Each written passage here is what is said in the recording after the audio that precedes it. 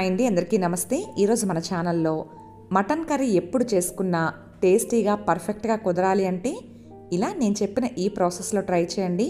భలే రుచిగా ఉంటుంది. ఓకే ఫ్రెండ్స్, నేను ఈ కర్రీ తయారు చేసుకోవడానికి క్లీన్ చేసిన మటన్ 750 గ్రాములు తీసుకున్నాను.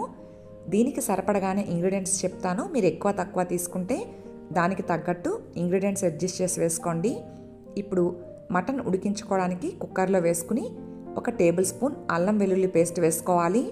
అలాగే 1 స్పూన్ సాల్ట్ వేసి 1/2 స్పూన్ పసుపు వేసుకోవాలి. ఇప్పుడు 1 టీ గ్లాస్ అంత వాటర్ వేసుకుని బాగా కలిపి కుక్కర్ మూత పెట్టి 3 to 4 విజిల్స్ వచ్చేంత వరకు ఉడికించుకోవాలి. మటన్ లేతగా ఉంటే ఈ విజిల్స్ సరిపోతాయి.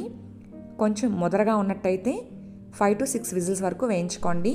కుక్కర్ విజిల్స్ వచ్చిన తర్వాత స్టవ్ ఆఫ్ చేసేసి ప్రెషర్ తగ్గిన తర్వాత తీసి చూద్దాం. ఇంతలో స్టవ్ మీద వేరే ఒక ప్యాన్ పెట్టుకుని 2 టేబుల్ స్పూన్లు ఉండేలా ఆయిల్ వేసుకోవాలి. మరి ఎక్కువ వేయొద్దు, ఇది సరిపోతుంది. ఇప్పుడు ఇందులో మసాలా దినుసులు వేసుకుని వేయించుకోవాలి. 1 టేబుల్ స్పూన్ సోంపు, 1 స్పూన్ జీలకర్ర, 2 ఇంచులు ఉండేలా దాల్చిన చెక్క, 4 లవంగాలు, 4 యాలకులు వేసుకుని మీడియం ఫ్లేమ్లో దోరగా వేయించుకోవాలి. ఇవి వేగిన తర్వాత ఇప్పుడు 20 వరకు జీడిపప్పు పలుకులు వేసుకోవాలి. అలాగే 2 మీడియం సైజు ఉల్లిపాయలని చిరుకులుగా కట్ చేసి వేసి, పెద్ద సైజు టమాటోలు అయితే 2, చిన్న సైజు టమాటోలు అయితే 3 తీసుకుని వాటిని కూడా ఇలా పొడవుగా కట్ చేసి వేసుకోవాలి. ఇప్పుడు మంటని మీడియం ఫ్లేమ్లో ఉంచి ఒకసారి బాగా కలిపి మూత పెట్టి 5 నిమిషాల పాటు మగ్గనివ్వాలి. ఇవి బాగా వేగనవసరం లేదు, కాస్త మగ్గితే సరిపోతుంది.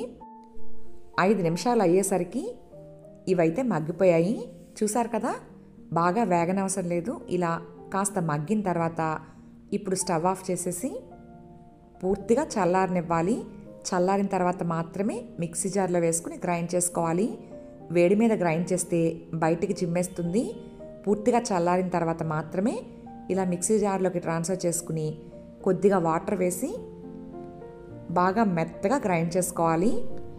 ఇలా గ్రైండ్ చేసిన ఈ పేస్ట్ పక్కన పెట్టుకుని కుక్కర్ ప్రెషర్ తగ్గిన తర్వాత మటన్ ఉడికిందో లేదో ఒకసారి చెక్ చేసుకోవాలి. ఉడకకపోతే ఇంకొక 2-3 విజిల్స్ వేయించుకోండి. ఇదైతే ఉడికిపోయింది. ఇప్పుడు కర్రీ తయారు చేసుకోవడం కోసం స్టవ్ ఆన్ చేసుకుని ప్యాన్ పెట్టి 5 టేబుల్ స్పూన్ ఉండేలా ఆయిల్ వేసుకోవాలి. ఆయిల్ కొంచెం ఎక్కువగానే పడుతుంది. ఆయిల్ కాస్త వేడిగా అయిన తర్వాత 2 టేబుల్ స్పూన్ల వరకు అల్లం వెల్లుల్లి పేస్ట్ వేసుకుని పచ్చివాసన పోయేంత వరకు వేయించుకోవాలి. ఇలా అల్లం వెల్లుల్లి పేస్ట్ ఆయిల్లో ఫ్రై చేయడం వల్ల కూరకి మంచి ఫ్లేవర్ వస్తుంది. ఇప్పుడు ఇందులో స్పైసెస్ యాడ్ చేసుకుందాం. 2 టేబుల్ స్పూన్ల వరకు కారం, 2 స్పూన్ల ధనియాలు జీలకర్ర పొడి,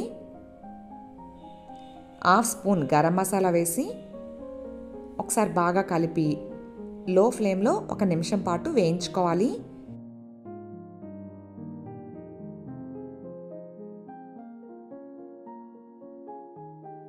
ఇప్పుడు ముందుగా మనం గ్రైండ్ చేసి పెట్టుకున్న ఆనియన్ టమాటో పేస్ట్ ఉంది కదా, అదంతా వేసుకుని పచ్చివాసన పోయి ఆయిల్ బయటికి రిలీజ్ అయ్యేంత వరకు వేయించుకోవాలి. ఇది వేయించేటప్పుడు మంట హైలో కానీ మీడియం ఫ్లేమ్లో కానీ పెట్టద్దు, లో ఫ్లేమ్లో పెట్టే వేయించుకోవాలి. ఎందుకంటే ఇందులో జీడిపప్పు వేసుకున్నాం కదా, అందువల్ల ఇది తొందరగా అడుగంటేస్తుంది. మంటని సిమ్లో ఉంచే ఇలా కలుపుతూ ఆయిల్ బయటికి రిలీజ్ అయ్యేంత వరకు ఫ్రై చేసుకోవాలి. ఫ్రెండ్స్ చూడండి, ఇలా ఆయిల్ పైకి తేలి ఇది బాగా వేగిన తర్వాత ముందుగా ఉడికించి పెట్టుకున్న మటన్ మొత్తం వాటర్తో పాటుగా వేసుకోవాలి. కూర ఉడకడానికి మళ్ళీ ఎక్స్ట్రాగా వాటర్ వేయనవసరం లేదు, ఇది సరిపోతుంది.